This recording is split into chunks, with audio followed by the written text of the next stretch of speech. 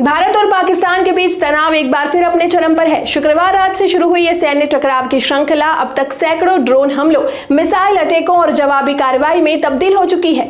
पाकिस्तान की ओर से जम्मू कश्मीर, पंजाब, राजस्थान और गुजरात जैसे सीमावर्ती इलाकों में 550 से अधिक ड्रोन दागे गए, जिनमें से अधिकांश को भारतीय डिफेंस सिस्टम ने नाकाम किया। वहीं भारत ने जवाबी कार्रवाई में पाकिस्तान के 4 एयरबेस पर सटीक हमले किए और कई उग्रवादी लॉन्च पैड तबाह कर दिए हैं। ये पूरा घटनाक्रम एक संभावित बड़े संघर्ष की ओर इशारा कर रहा है, जिससे न केवल सीमावर्ती राज्य बल्कि पूरे देश में हाई अलर्ट जारी है। नमस्कार, मैं हूं राधिका और आप देख रहे हैं यूबी न्यूज। आज के रिपोर्ट में हम बात करेंगे उन सभी अहम घटनाओं की जिन्होंने इस पूरे संकट को बढ़ाया है। सबसे पहले शुक्रवार रात पाकिस्तान ने कई ड्रोन और मिसाइल हमले किए, जिनमें पंजाब, राजस्थान और जम्मू कश्मीर के 26 शहरों को निशाना बनाया गया। इन हमलों में सबसे दर्दनाक घटना पंजाब के फिरोजपुर जिले के खाई गांव में सामने आई, जहां पाकिस्तान ड्रोन गिरने से एक घर में भयंकर आग लग गई। इस हादसे ने एक ही परिवार के 3 सदस्य गंभीर रूप से झुलस गए हैं और अस्पताल में उनका इलाज चल रहा है।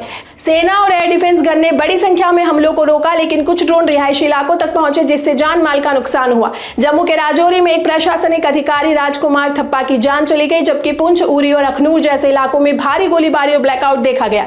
श्रीनगर, हनुमानगढ़, जैसलमेर और बीकानेर में रेड अलर्ट जारी कर दिया गया है। सूत्रों के मुताबिक फरीदकोट जिले में भी एक सशस्त्र ड्रोन ने नागरिक क्षेत्र को निशाना बनाया, जिससे एक स्थानीय परिवार के सदस्य गंभीर रूप से घायल हो गए। हालांकि भारतीय सेना और सुरक्षा एजेंसियों ने समय रहते कार्रवाई करते हुए अधिकतर ड्रोन हमलों को विफल कर दिया और कई ड्रोन को हवा में ही मार गिराया।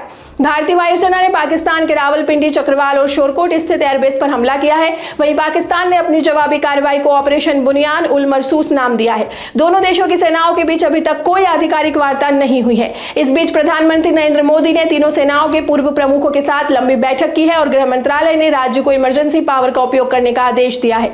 डिफेंस सूत्रों के मुताबिक भारत में पाकिस्तान की तरफ से किए गए साइबर हमलों, मिसाइल अटैक और ड्रोन लॉन्च को बड़ी कुशलता से जवाब दिया है। देश भर में 15 मई तक 32 एयरपोर्ट्स बंद कर दिए गए हैं, ताकि सुरक्षा व्यवस्था सुनिश्चित की जा सके।